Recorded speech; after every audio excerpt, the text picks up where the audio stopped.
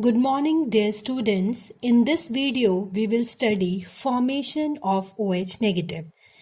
OH negative is also known as hydroxyl ion and it is formed by the dissociation of water molecule.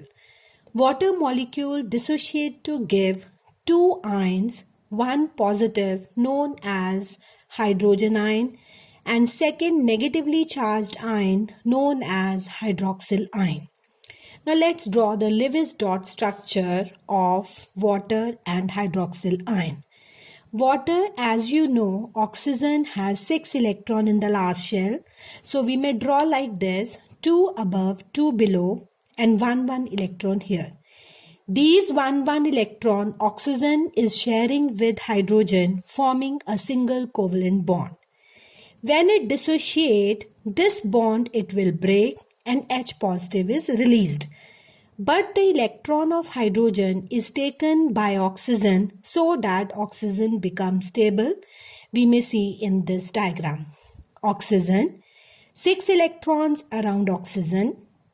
This is of hydrogen ion which is released from water and this is of hydrogen which is attached to oxygen and this whole structure is known as hydroxyl ion. Next topic is self-ionization of water. Self-ionization, from the name only, students, it indicates that water ionizes in itself. When water ionizes in itself, it gives two types of ions. One is known as positively charged hydronium ion and second is known as negatively charged hydroxyl ion. When we draw the Lewis dot diagram, water diagram, we have already discussed just now. So these water molecules, they associate in itself and results in the formation of hydronium ion in which oxygen has one lone pair, one extra pair of electron and 2 electrons it is sharing with hydrogen. The lone pair oxygen has given to hydrogen and forms a coordinate bond. And the hydroxyl ion which is released that also contain oxygen and hydrogen and oxygen has 6 electrons and this electron it shares with hydrogen forming a single covalent bond and this electron is of the hydrogen which is given from hydroxyl ion to the hydronium ion or to the water molecule and resulting in the formation of hydroxyl ion. Now student, let's compare electrovalent bond with the covalent bond which is the last topic of this chapter. Comparison between electrovalent and covalent bond. First property is nature of the constituent particles. Constituent particles in electrovalent bond are only ions. As you know, for example, NaCl consists of sodium which is positively charged and chlorine which is negatively charged. These ions are held together by a force and that force is known as electrostatic force of attraction.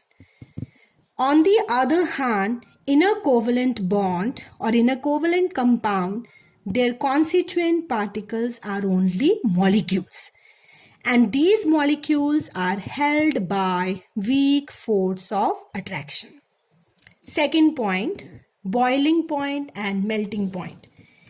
As electrovalent compounds are made up of ions, these ions are non-volatile and has high boiling point. Reason, again same reason only, due to strong force of attraction. But boiling point of covalent compounds are very low because they are volatile and reason is they are having weak force of attraction. Third point, electrical conductivity. Electrovalent compound conduct electricity either in the fused state or in the molten state because they consist of ions. In the fused state or in the solution state, they have ions. So due to ions, they are good conductor of electricity. but in the solid state, they are bad conductor of electricity because of strong force of attraction. But covalent compounds are bad conductor or non-conductor of electricity in all the three states, that is solid, molten or aqueous, due to the absence of free ions. Now come to next point. Point number 5, that is dissociation. Now what is the meaning of dissociation?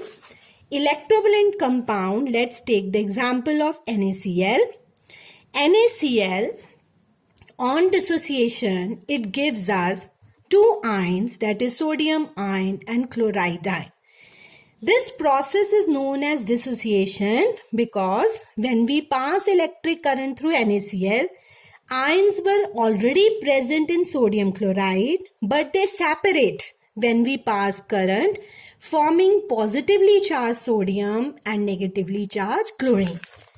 On the other hand, ionization occurs in case of polar covalent compound. Now, what is the meaning of ionization?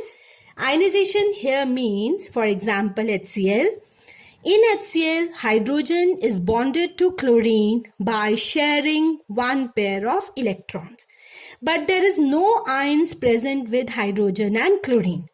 But due to more electronegativity of chlorine attracts the shared pair of electrons towards itself and it forms a partial negative charge, and hydrogen forms a partial positive charge. These charges were not with hydrogen and chlorine in HCl, but ions are formed due to more electronegativity of chlorine. This is known as ionization. Next is solubility. Fifth point is solubility. Ionic compounds are soluble in water but insoluble in organic solvent. Again, reason is water decreases the electrostatic attraction between the ions, due to which making it soluble in water. Now let's take an example. Suppose NaCl is there. In NaCl, we have positive sodium and negative chlorine. And in water molecule, we have oxygen in the center, which is attached to two hydrogen atoms. But oxygen is negative and hydrogen is positive. This positively charged hydrogen will be attracted towards chlorine, and this negative oxygen will be attracted towards sodium. Or you may say, water weakens the force of attraction between sodium and chlorine, making it soluble in water.